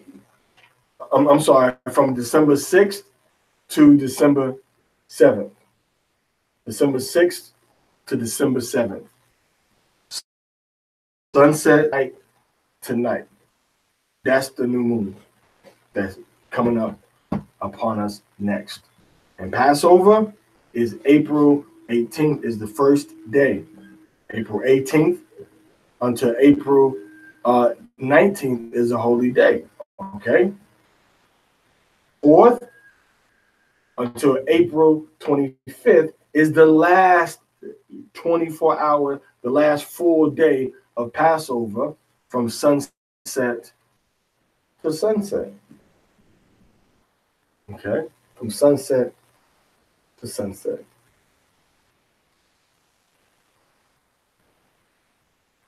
That's the Passover. First day and last day. Right? So our God is the God of the Bible from Genesis to Revelation. His name is Yahweh. His son is Yahawashi Hamashiach, which is a black man that died for our sins of the tribe of Judah, who the world calls Jesus Christ. And we are his people, the 12 tribes of Israel, the people that were already in the Americas, and the people that came to the Americas on cargo slave ships. Those are the 12 tribes of Israel. And we are also scattered into the four corners of the earth, into different countries and continents also. All right. So we got to really understand that we have to really magnify and amplify and establish his law within Israel. We got to do that. And we got to share it. I don't see why the Bible tells you how to be, and you keep doing stuff and focusing on stuff that the Bible didn't say would cause you to be called great in the kingdom. And a lot of it in part is because you don't really want to walk and live the things that the scriptures say to do. But it's cool because we're here to teach you the laws, the commandments, and the statutes of the Most High Power, Yahweh. All right, so that's it. May the Most High Yahweh be with you. In the name of his son, Yahweh Shai HaMashiach, Shemai Yasha Allah, Yahweh Allahayanawa, Yahweh Achad, Wa Ahabta At Yahweh, Allahayaka, Bakal Lababka, Wa Bakal Napashka, Wa Bakal Ma'adka. Hear, O Israel, Yahweh, our God, our power, Yahweh is one. And you shall love Yahweh, your power, your God, with all your heart, with all your soul, and with all your might. I think one last scripture that just came into my to show about this situation with Dinah when this man laid with her when she was out there trying to the women of the new country where they had moved to. This is Ecclesiasticus chapter 42.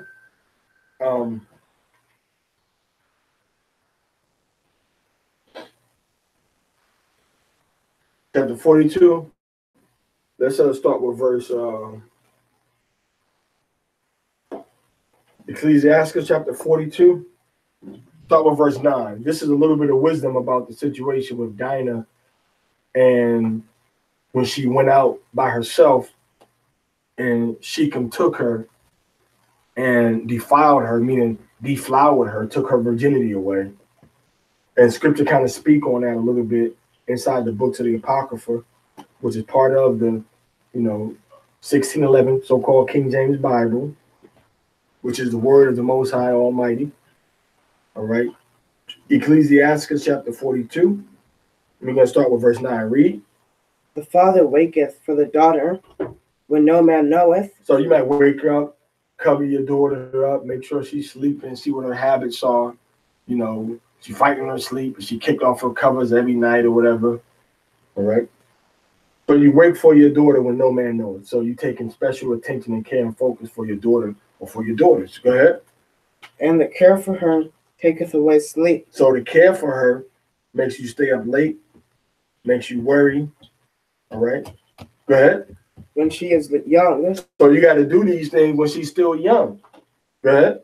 Lest she pass away the flower of her goes beyond her age without knowing that protection that you have for her and without being cared for when she's young. Read.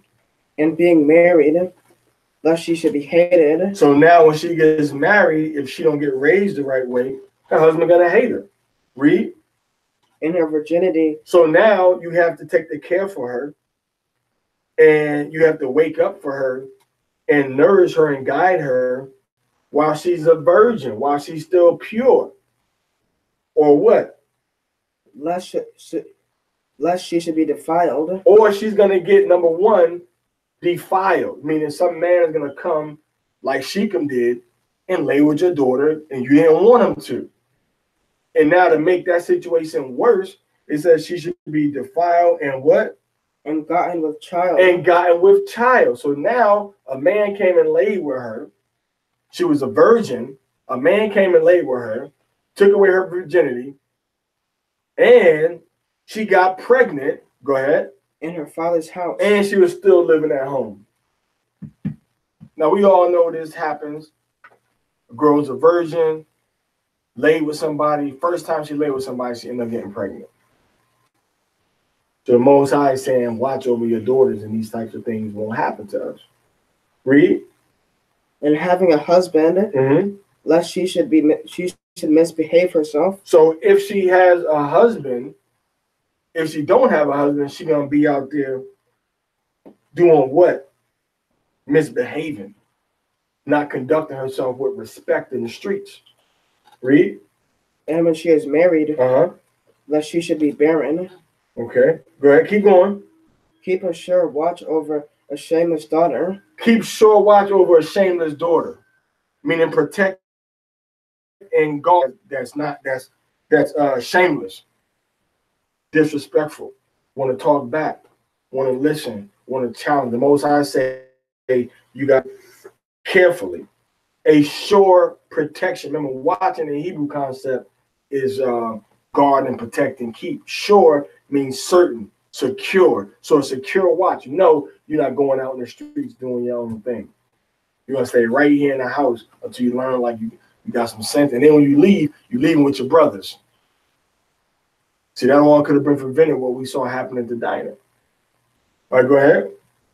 Lest she make thee a laughing stock. Makes you a laughing stock to who? To thine enemies. A laughing stock, why? Because she run up and down the street and your friends are talking about you now. Your enemies are talking about you now. Why? Because your daughter's sleeping with everybody.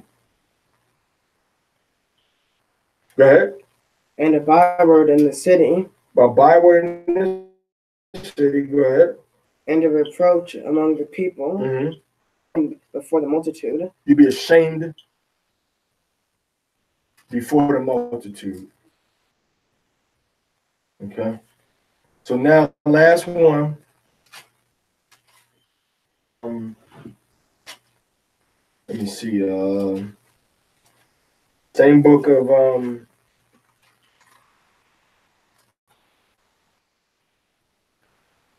the same book of Ecclesiasticus.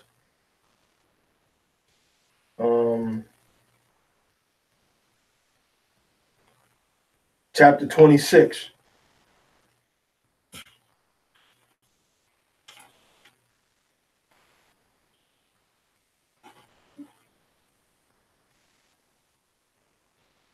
Verse 8. Go ahead. A drunken woman. That's a woman that always want to be involved in overindulging and stuff. And also a woman that want to be intoxicated all the time. All right. A drunken woman. Go ahead. And a gatter abroad. A gatter abroad. Out in the streets, running about, going to somebody's house, trying to visit somebody. She want to go and see who's doing what. Always got to go to the store to buy something. Always got to go to the gas station to get something. Always got to walk over to the neighbor's house. Always got to go someplace else to do something that nobody else needs to see or needs to hear. A gatter abroad. Read. Causeth great anger. Causeth anger with her husband and with other people, because that's a busybody spirit. A drunken spirit. Read. And she will not cover her own shame. When she finds out she's doing wrong, she won't have no shame to cover it. She'll just keep on doing more wrong.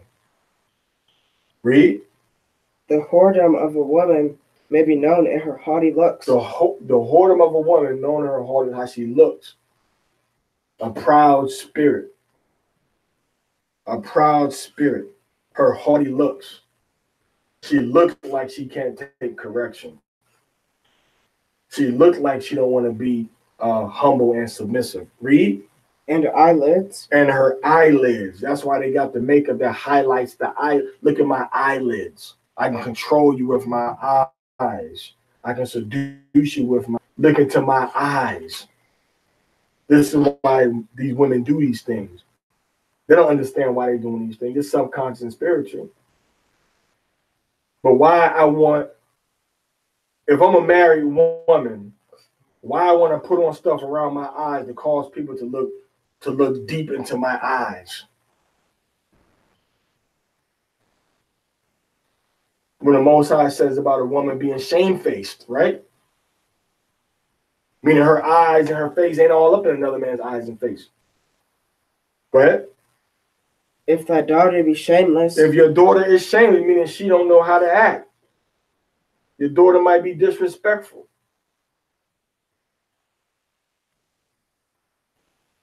She might just say the first thing comes to her mind. So the Most High is telling you when she's shameless, when she don't have shame for doing certain things that you teaching her is wrong. Read. Keep her in straightly. The scripture says keep her in straightly. That's why I said in the other scripture, it reminded me of this one because it says a sure watch. This one says keep her in straightly. Keep and watch. Same word in Hebrew, shamar. So keep her in straightly. Don't give her a lot of space to go out and do all these extra things while she's young. Read. Lest she abuse herself. She abused herself. Just like the scripture said, back in Ecclesiasticus, it says that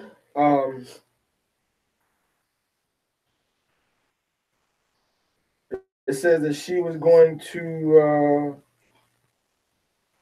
make their laughing stock, be defiled, and misbehave. So that misbehaving is going back to what we read now. That she should abuse herself through what? Through overmuch liberty. Now, what type of abuse is a young woman going to engage in because she just allowed to run around, do her own thing? That's what they call being hot in the behind. All up in a young men or little boys' faces. Want to experience things in life that she ain't old enough to experience and think about and worry about or read about or hear about yet. Her body may be ready, but her mind is not ready yet. Her spirit is not ready yet.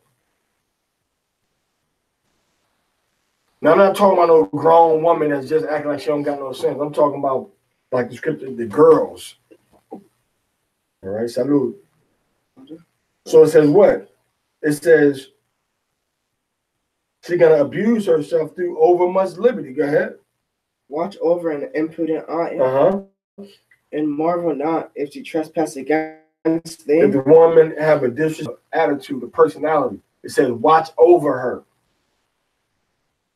But then don't be surprised if she sins against her household, against her father. Read. She will open her mouth. She will open her mouth. Go ahead. Open her mouth. Just always got something to say. Always got something to respond to. Always got a reply. Read. When he hath found a fountain. Can't stop talking. And that's why young girls need to learn how to be quieter when they're younger. And to say things that are thoughtful and intelligent. Not just blah, blah, blah, because that blah, blah, blah turns into gossip and backstabbing when they get older. Because, and for the young men too, but we're talking about the women right now. Read. And drink of every water near her. Drink of every water near her means she's going to be trying to satisfy desire for attention and intimacy with any boy she can find. And this is how a woman get on the road to becoming a harlot. Read. By every hedge will she sit down. She will sit down by every hedge. Chance that she get to have an opportunity to sit down and be intimate with a man, a young man, she's going to hop to it. She's going to do it. Read. And open her quiver against every arrow. Her quiver is talking about her legs. And the arrow is talking about the male member. So let you know she's going to be hot in the behind. Trying to be intimate with a bunch of men. if she ain't checked while she's younger. So we see that Jacob's daughter went out and did something with somebody else, but he got it in check.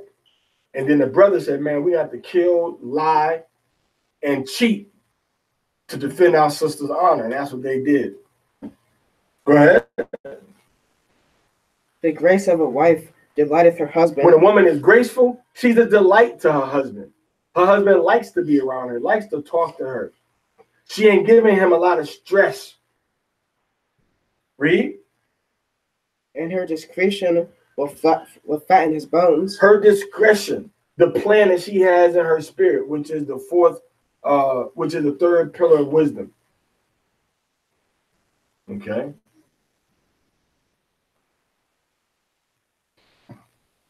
The plan in her spirit, the arranging of things in her spirit, the ordering of things in her spirit, as we see in verse 16, causing her husband to what?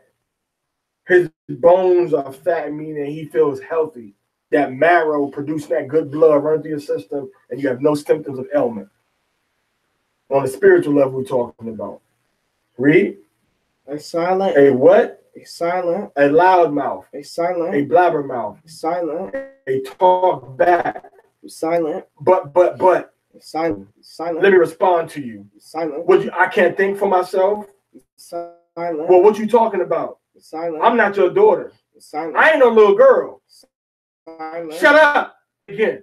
Oh, I can't stand you. Silent. I hate you. Silent. A silent and what? And loving woman. I love you, baby. And what?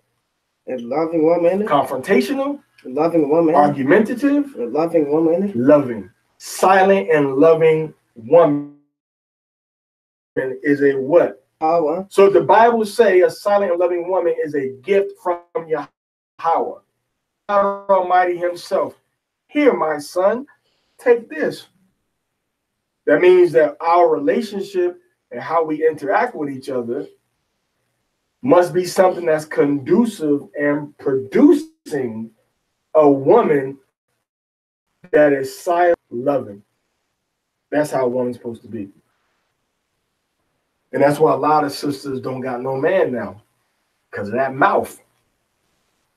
Now, I know this ain't the topic, but it sure is addressed when our ancestors, Dinah, went out, seen a Hamite, and decided she gonna go in her room and go and be alone with him and have sex with him and cause a whole daggone settlement to get wiped out. Over sweet potato pie. Because her mother, her father, and her brothers were not guarding her. Were not watching, letting her run around and do her own thing.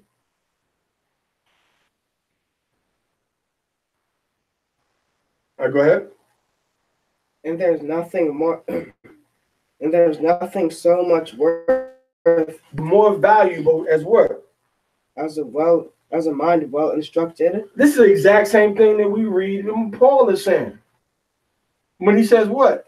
He says that which is in the sight of the Most High of great value. Now that's Peter said that, right? I'm going to read it real quick.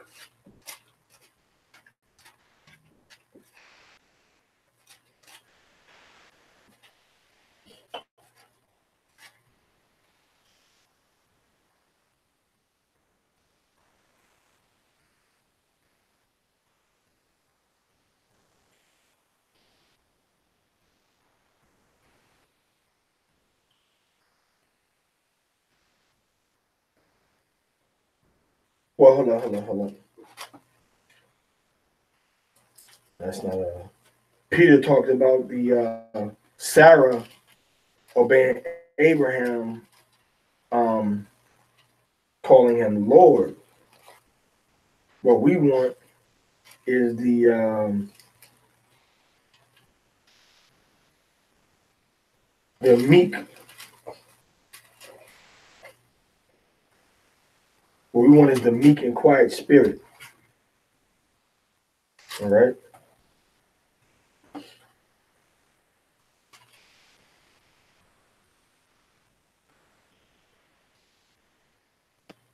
So start from the a silent and loving woman. so a woman that is silent, and that woman is filled with love toward her husband. Love. Right? Is a gift of Yahweh. That is called a gift of Yahweh. When a woman is silent, and the woman is not only silent, she's loving. All right? She's loving. Okay? She's silent and she's loving. Go ahead. And there is nothing so much worth. Which means what? A high value is on what? As a mind well instructed. A mind well instructed.